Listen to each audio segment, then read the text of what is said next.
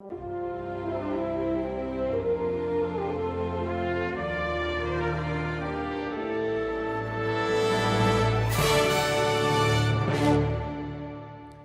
paz do Senhor Jesus.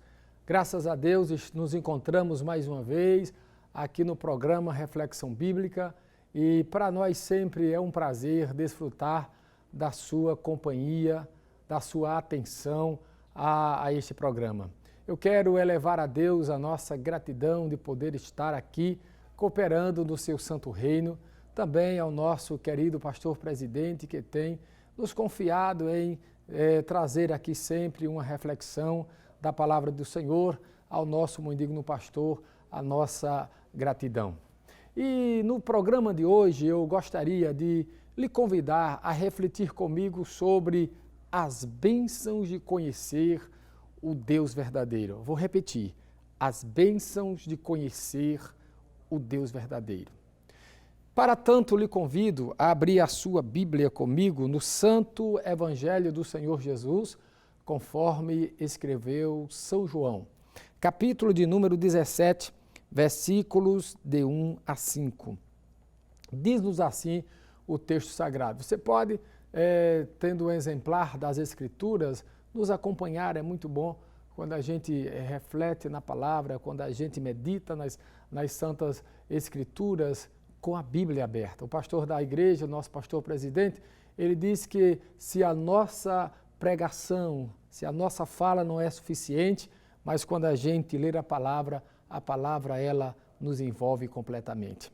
Diz assim o texto sagrado: Jesus falou essas coisas e levantando os olhos ao céu disse: Pai, é chegada a hora, glorifica a teu Filho, para que também o teu Filho te glorifique a ti.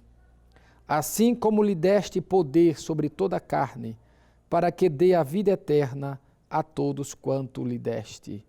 E a vida eterna é esta, que conheçam a ti só, por único Deus verdadeiro, e a Jesus Cristo, a quem enviaste. Eu glorifiquei-te na terra, tendo consumado a obra que me deste a fazer. E agora glorifica-me tu, ó Pai, junto de ti mesmo, com aquela glória que tinha contigo antes que o mundo existisse. Caro telespectador, nesta ocasião, Jesus expressa seus sentimentos, pensamentos e vontades mais íntimas, que a humanidade deveria reconhecer o único Deus verdadeiro. Quando Jesus expressa esse seu sentimento, quando o Senhor Jesus, ele expressa essa vontade dele, de que os homens tivessem, toda a humanidade conhecessem, como ele disse aqui, o único Deus verdadeiro. Jesus deixa aí bem claro que para nos relacionarmos com Deus, é necessário nos aproximarmos dele e crer que ele existe. O escritor aos Hebreus, no capítulo 11, o versículo 6, ele diz o seguinte: Ora, sem fé é impossível agradar-lhe, porque é necessário que aquele que se aproxima de Deus creia que ele existe e que é galardoador dos que o buscam. De acordo com as Escrituras Sagradas, a existência de Deus é um fato incontestável. Não há preocupação, nunca houve preocupação nas Escrituras, na Bíblia Sagrada, em provar a existência de Deus. Pois desde o princípio, desde o primeiro versículo, já se subtende essa maravilhosa realidade. No princípio criou Deus os céus e a terra. Gênesis capítulo 1 e o versículo 1. Bem como uma realidade confirmada por João, no capítulo 1, versículo 1, quando ele diz assim: No princípio era o Verbo, e o Verbo estava com Deus, e o Verbo era Deus. Logo o autor aos Hebreus, ele então conclui: Pela fé entendemos que os mundos, pela palavra de Deus, foram criados. Hebreus capítulo 11 e o versículo de número 3. Que maravilhosa realidade! Deus é. Nele não há início nem fim, pois de eternidade a eternidade Ele é Deus. Conforme afirma Moisés no Salmo 90 e o verso de número 2, Moisés diz aí o seguinte: antes que os montes nascessem, ou que tu formasse a terra e o mundo, sim, de eternidade a eternidade, tu és Deus. Quando analisamos essa verdade maravilhosa da existência de Deus, Ele como único, o Deus único e verdadeiro, não há como não se maravilhar com a sua grandeza, com seu poder e majestade. Pois a criação é obra das suas mãos. Saber que Deus é onisciente, onipresente e onipotente, entender que Deus é imutável, que Ele é eterno, estes são seus atributos incomunicáveis aos seres humanos, nos traz a segurança, pois sabemos que estamos nas mãos do Deus Todo-Poderoso que se importa conosco, seres humanos, pequenos, finitos e limitados como somos. Ao mesmo tempo em que se mostra fiel, bom e paciente, se mostra amoroso, Deus se mostra gracioso, misericordioso, santo, reto e justo. Estes são seus atributos comunicáveis aos seres humanos.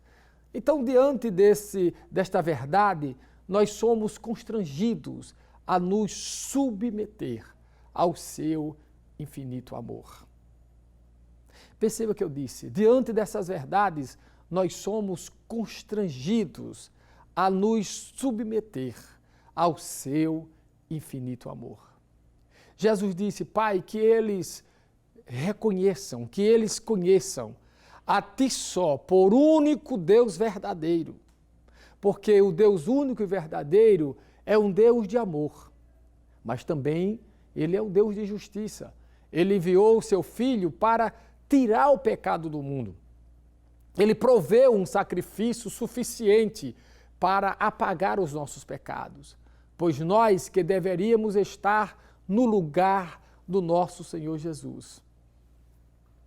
Diletos ouvintes do programa Reflexão Bíblica, é dentro dessa perspectiva de amor e justiça que as Escrituras revelam a obra de um Deus que deseja salvar homens e mulheres, reconciliando-os consigo mesmo por intermédio da pessoa bendita do nosso Senhor Jesus Cristo. Paulo afirma isso na segunda epístola aos Coríntios, no capítulo de número 5. Você pode abrir a sua Bíblia e o versículo 19, ele diz aí: isto é, Deus estava em Cristo, reconciliando consigo o mundo, não lhes imputando os seus pecados, e pôs em nós a palavra da reconciliação.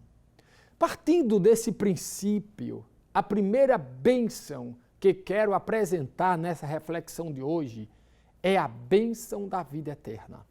Jesus declarou que, além de possuir a vida em si mesmo, Jesus, ele um dia fez essa declaração, e João escreve no seu livro, no capítulo de número 5, e o versículo de número 26, ele diz assim: porque como o Pai tem a vida em si mesmo, assim deu também ao Filho ter a vida em si mesmo. João ainda escreve no primeiro capítulo, versículo 4, ele diz: nele estava a vida. Lembremos que Jesus disse, o que Jesus disse a Marta. Quando Marta estava preocupada, ela estava chorosa com suas irmãs, porque o seu irmão Lázaro tinha falecido, e ela se queixa porque Jesus não vem rápido, porque Jesus não atendeu ao seu chamado o mais rápido possível. E aquela demora de Jesus, segundo Marta, causou com que ele pudesse fazer alguma coisa pelo seu irmão, e Lázaro morreu. Mas quando Jesus chega e que encontra Marta, Maria, e os parentes e os amigos, todos chorando, veja que Jesus, ele mostrou que ele tinha a vida em si mesmo. Jesus não somente era um discurso da sua pregação de que ele tinha a vida para dar como bênção. Veja que no texto em apreço, ele roga dizendo assim: Pai, que reconheçam a Ti só, por único Deus verdadeiro, e a Jesus Cristo a quem enviaste. E Jesus, então diz a Marta, no capítulo 11 e o versículo 25, Marta, eu sou a ressurreição e a vida. No Antigo Testamento, o Pai, ele era identificado como a fonte de manancial da vida. O salmista canta isso. No Salmo de número 36 e o versículo 9, ele diz o seguinte: porque em Ti está o manancial da vida.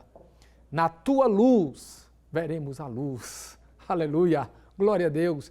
Nele, Cristo, nosso Deus, ele sempre foi conhecido como aquele que tem a vida, para que tenham a vida eterna que Tu nos deste, Pai. Então, a vida eterna é resultado de reconhecer a Deus como o único Deus verdadeiro. Então, minha oração a Deus nesse programa, na programação de hoje, é que o Senhor Jesus faça cumprir o Salmo 133 e o verso de número 3 sobre a sua vida. A palavra diz aí: como o orvalho do Hermon, que desce sobre os montes de Sião, porque ali o Senhor ordena a vida, ou a bênção e a vida para sempre. Caro telespectador, se reconheceres a Jesus por único Deus verdadeiro, Ele ordenará a bênção e a vida para você. Não tem como ter vida, não tem como desfrutar dessa bênção e receber vida em si mesmo se você não reconhecer a Cristo como Salvador. Ele disse: a vida eterna é esta, que reconheçam a Ti só, por único Deus verdadeiro, e a Jesus Cristo a quem enviaste. Pois a vida em Cristo é eterna, não é apenas no sentido de sua duração, mas por sua qualidade. Em Colossenses, veja aí, Colossenses no capítulo de número 3 e o versículo de número 4, quando Cristo, que é a nossa vida, se manifestar, então também vós vos manifestarei com Ele em glória. É uma vida de glória, é uma vida de bênção, uma vida diferente. É algo que vem do próprio Deus. Quando a gente reconhece a Deus como o único Deus verdadeiro, nós receberemos a bênção da vida. O apóstolo Paulo, ele assevera ao jovem Timóteo que Cristo Jesus aboliu a morte e trouxe vida e luz. Vejamos isso na segunda epístola de Paulo a Timóteo, no capítulo de número 1 e o versículo de número 10, ele diz o seguinte: e que é manifesta agora pela aparição de nosso Salvador Jesus Cristo, o qual aboliu a morte e trouxe a luz e a incorrupção pelo Evangelho. A vida que provém de Deus é cheia de gozo, paz e alegria. Não podemos deixar de citar a grande declaração do mestre da Galileia: eu sou o caminho, a verdade e a vida. Ninguém vem ao Pai senão por mim. João capítulo 14 e o versículo de número 6. Pai, que reconheçam a Ti só, por único Deus verdadeiro, e a Jesus Cristo a quem enviaste. E Jesus disse que aí o homem recebe a bênção da vida. A vida eterna é resultado de reconhecer Cristo como um único Deus verdadeiro. A outra bênção que desejo enumerar é a alegria. Me refiro à alegria que demonstra algo muito mais precioso para o cristão. A alegria de ter o nome escrito no livro da vida. Jesus advertiu aos seus discípulos que o seu regozijo não deveria estar fundamentado nas prosperidades humanas, nos bens materiais. Isso tudo é passageiro. A nossa verdadeira alegria, ela não pode estar com base nisso. E até nos sucessos ministeriais, em ter poder, como por exemplo, ter poder para expulsar os demônios. Jesus até repreendeu também os discípulos nisso, mas que eles se alegrassem, não por isso, mas por estarem redimidos e com seus nomes escritos no livro da vida. Diz o versículo em Lucas, capítulo 10, o versículo 17, e voltaram os 70 com alegria, dizendo, Senhor, pelo teu nome até os demônios se nos sujeitam. E o versículo de número 18, Jesus diz assim, e disse-lhes, eu vi Satanás como raio cair do céu. Eis que eu vos dou poder para pisar serpentes e escorpiões e toda a força do inimigo e nada vos fará dano algum. Mas Jesus disse assim, mas não vos alegreis, porque se vos sujeitam os espíritos, alegrai-vos antes por estar o vosso nome escrito nos céus. Os prazeres desse mundo passam. Eu vou repetir, meu amigo. Os prazeres deste mundo passam. Mas quem recebe a salvação tem um banquete contínuo, afirma o salmista Davi. Recordam o que o apóstolo Paulo disse ao ensinar sobre este assunto, sobre o assunto da alegria. A igreja em Filipe, ele menciona essa certeza, objetivando reafirmar a felicidade e a glória de ser pertencente exclusivamente ao reino de Deus. A nossa alegria está em participar do reino de Deus. Os filipenses, eles tinham cidadania romana, porque eram originários de uma colônia do império. Mas quando o apóstolo escreve sobre a cidadania, ele se refere-se a uma cidadania muito mais importante do que a cidadania de Roma. Nossa verdadeira cidadania vem do céu. E o mesmo Espírito testifica com o nosso Espírito que somos filhos de Deus. Aí deve estar a nossa alegria. Meu amigo, para que você tenha uma verdadeira alegria, é preciso ter, primeiro, convicção de que o seu nome está arrolado no livro da vida. Você deve compreender o valor da vida eterna. Então, desfrutará de uma alegria completa. Regozijo e contentamento são expressões comuns ao longo da epístola de Paulo aos Filipenses. A alegria cristã tem como fonte a pessoa bendita do Senhor Jesus. Por isso que não falha essa alegria. Por isso que essa alegria não murcha, porque a fonte é a pessoa bendita do Senhor Jesus. É por isso mesmo que em meio às adversidades, sofrimentos, os filipenses, o apóstolo, ele trata isso a essa igreja, trazendo grandes experiências de alegria espirituais. O apóstolo Paulo passou por muitos sofrimentos, mas ele diz a essa igreja, ele passa à igreja esse seu regozijo, porque ali ele sofreu muito com as experiências espirituais que teve, mas o apóstolo Paulo provou que mesmo diante dos caos, mesmo diante do sacrifício, mesmo diante dos embates, é possível um crente ter paz.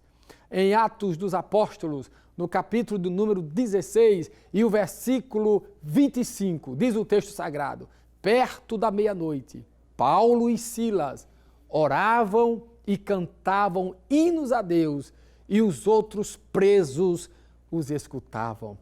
Que cena! Que cena! Um homem em cadeias, todo algemado, preso, depois de ser chicoteado, depois de ser blasfemado, depois de ter passado por um momento de dores, mas lá à meia-noite, um dia de experiência, de dores, de frustrações, Eu acredito que em meio aos gritos das dores, Paulo para com Silas e convida ele: Silas, nós apanhamos, nós estamos sofrendo, mas nós temos a alegria do Senhor dentro de nós. Nós temos a alegria de Deus dentro de nós. E diz a Bíblia que convida Silas para louvar a Deus. E os dois começam a cantar. Glória a Deus. É possível, meu querido. Se você está passando por uma situação de lutas, mas se você reconhece a Deus, se você reconhece a Jesus como o teu único Deus verdadeiro, a bênção da alegria também acompanhará a sua vida. A alegria do Senhor é como uma virtude de sustentação da vida cristã. Não se trata de alegria passageira ou meramente emocional. A alegria do Senhor alimenta a nossa alma. Eu vou repetir. A alegria do Senhor alimenta a nossa alma e produz paz, produz segurança, porque essa paz é como uma sentinela celestial que nos guarda do mal. A presença da alegria em nós produz uma vida interior que supera todas as nossas vicissitudes. Poderíamos, claro, comentar sobre outras bênçãos que, ao reconhecer Cristo como o único Deus verdadeiro, nós poderíamos nos apropriar delas. Caro telespectador, há muitos falsos deuses, inventores ou inventados pelos homens e até mesmo pelo maligno.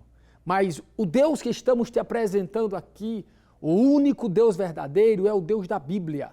Ele é soberano, Ele é criador dos céus e da terra, Ele é imortal. A Ele seja sempre dado a glória, a honra, o louvor, a majestade, a adoração, o elogio. Jesus disse ao Pai: a vida eterna é esta, que conheçam a Ti só, por único Deus verdadeiro, e a Jesus Cristo, a quem enviastes. Receba essas duas bênçãos que o tempo nos permitiu falar. A bênção da vida e a bênção da alegria. Se você reconhece a Cristo como o único Deus verdadeiro, essas bênçãos te alcançarão. Que Deus te abençoe e até o próximo programa.